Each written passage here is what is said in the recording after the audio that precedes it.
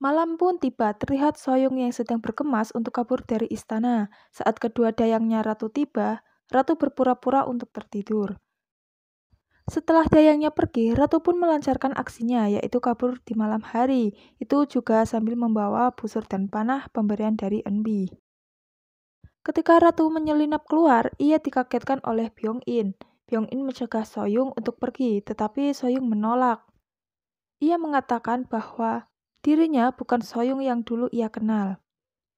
Kemudian Soyung pun melepaskan anak panah yang tanpa sengaja mengenai kaki Byong-in dan kemudian pergi melewati pagar.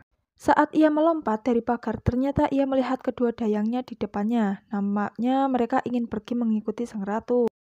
Tetapi ratu menolak dan menyuruh mereka pergi. Dayang Choi berkata, mereka bisa membantu saat di perjalanan, tetapi ratu tetap tidak mengizinkan mereka. Akhirnya mereka berkata, jika mereka kembali ke istana dengan adanya ratu yang menghilang, mereka akan dipaksa meminum racun. Kemudian mereka pun menangis. Soyung pun yang iba akhirnya mengajak mereka berdua. Scene berganti pada kemunculan raja yang ternyata masih hidup.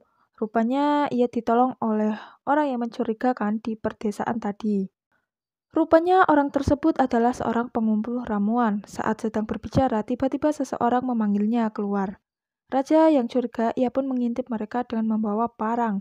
Raja terlihat mereka sangat mencurigakan. Raja curiga karena gerak-gerik mereka saat berbicara. Scene berganti di hutan di mana Ratu sedang bersama kedua dayangnya sedang membicarakan kelicikan anggota kerajaan untuk menyingkirkan sang raja. Berpindah pada Byong-in dan ayahnya, di mana Byong-in sakit hati atas perlakuan Soyung pada dirinya. Ia pun menawarkan diri untuk membawa kepala raja dan sang ratu. Terlihat Byong-in yang bersiap akan pergi mencari raja dan ratu, tentunya saja dengan niat yang buruk. Terlihat Direktur Hong akan membuka kunci penjara. Tiba-tiba Kim Hwang datang dan memberitahu bahwa Ratu menghilang dan Byong-in mencari Ratu dengan niat buruk. Scene berpindah dalam hutan. Terlihat Ratu dan dayangnya sedang memakan bekal mereka dengan dilanjutkan perjalanan.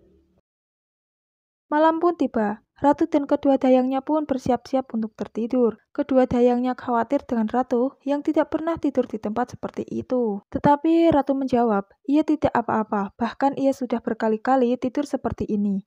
Tetapi cerita itu ditertawakan oleh kedua dayangnya. Terlihat Raja yang sedang curiga, ia pun menggeledah lemari orang yang menolongnya. Ia pun menemukan sebuah surat.